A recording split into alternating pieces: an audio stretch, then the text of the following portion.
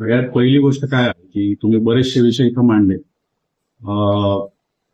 त्याच्यामध्ये महत्वाची बाब म्हणजे प्रचंड विश्वासाने आणि जबाबदारीने माझ्या वरिष्ठांनी मला इथं पाठवलेलं आणि त्यांच्या मला सूचना आहे. त्या सूचनांची अंमलबजावणी जी आहे ती अंमलबजावणी करणं मला असं वाटतं की ते सगळ्यात पहिलं माझं आद्य कर्तव्य आहे. कारण तो विश्वास संपादन करण्यासाठी कितीतरी अनेक वर्षाचे आपल्याला कष्ट आणि परिश्रम घ्यायला लागतात. त्याच्यामुळे ती बाब जी आहे ती महत्वाची आहे. आणि त्यातून मला असं वाटतं की निपक्षपातीपणे पारदर्शकपणे काम करणं हे पोलीस अधीक्षक म्हणून माझं कर्तव्य तर आहे, परंतु त्याचबरोबर माझा जो स्टाफ आहे, माझी जी टीम आहे त्यांच्याकडून पण ते अपेक्षित आहे. आज इथं मी चार्ज घेतलाय आणि येणाऱ्या जो काही कालावधी मला मिळेल त्या कालावधीमध्ये या जिल्ह्याला, इथल्या जिल्ह्यातल्या नागरिकांना अधिकाधिक चांगलं मला काय देता येईल, 5%, 10%, 20%, 80% जो काही बदल चांगला करता येईल त्याच्यासाठी प्रयत्नशील राहणं हे माझं काम राहणार. तुम्ही ज्या सगळ्या मुद्दे मांडले त्याच्यातून अजून एक महत्वाचा मुद्दा आणि तो म्हणजे की लोकाभिमुख प्रशासन ज्याला म्हणतो आपण, म्हणजे नागरिकांना काय पाहिजे आहे, त्यांना त्रास कमीत कमी कसा झाला पाहिजे, तर त्याच्यासाठी प्रयत्नशील राहणं अत्यंत आवश्यक आहे असं मला वाटतं.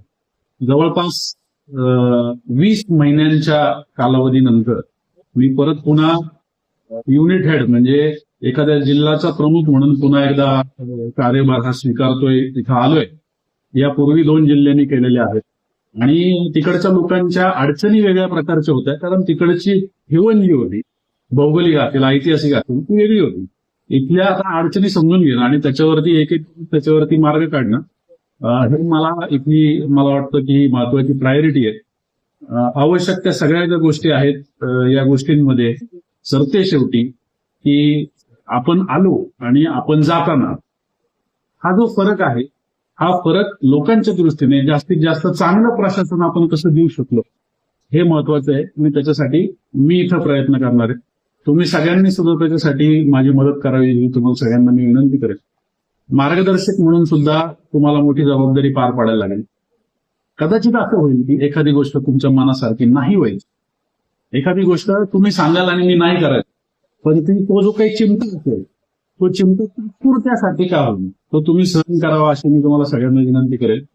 कारण त्यातून आपल्याला येणाऱ्या कालावधीसाठी एक चांगला मॉड्यूल या ठिकाणी सेट करायचा जो पुढे कार्यरत राहील आणि माझ्याही पेक्षा जास्त नागरिक आणि इथले जे पोलीस आहेत, पोलीस शेवटी नागरिकांचा चेहरा असतो.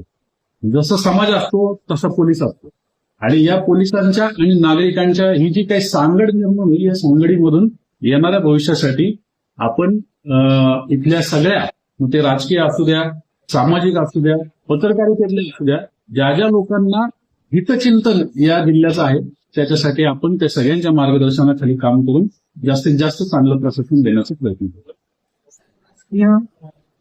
गेल्या काही दिवसापासून राजकीय क्षेत्रामध्ये नाव खराब झालं.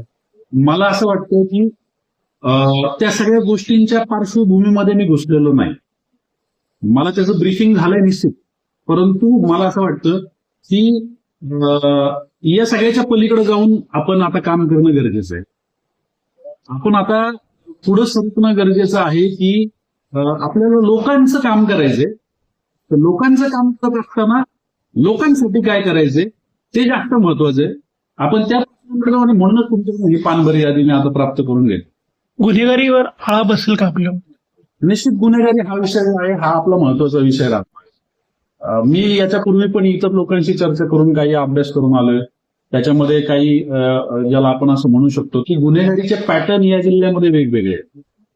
म्हणजे जिल्ह्याच्या विशिष्ट भागामध्ये वेगळ्या प्रकारची गुन्हेगारी आहे, कुठं एमआयडीसी आहे तिथं वेगळ्या प्रकारची गुन्हेगारी आहे, जिथं लोकसंख्येची डेन्सिटी जास्त आहे तिथं वेगळ्या प्रकारची गुन्हेगारी आहे. सातारा शहराची जी आवश्यकता आहे गुन्हेगारीवरती वचक ठेवण्यासाठी तिथल्या गुन्हेगारीचं पॅटर्न वेगळं आहे. गरमान सारख्या भागामध्ये गेलो तर तिकडच्या गुन्हेगारीचा पॅटर्न वेगळा आहे. आणि त्याच्यामुळं ही जी टीम असणार आहे ज्याला आपण आता कामाला हे सगळं काम करण्यासाठी आपण त्यांना प्रेरित करणार आहोत, त्यांच्याकडून हे काम करून घेणार आहोत, त्यांना योग्य त्या गोष्टी योग्य त्या वेळी योग्य पद्धतीचं मार्गदर्शन देऊन त्यांच्याकडून ते करून घेण्याची जबाबदारी आपली सगळ्यांची राहणार. आणि त्यासाठीच मी जसं म्हटलं की तुमच्या सगळ्यांचे इनपुट सुद्धा त्याच्यामध्ये महत्वाचे ठरणार आहे.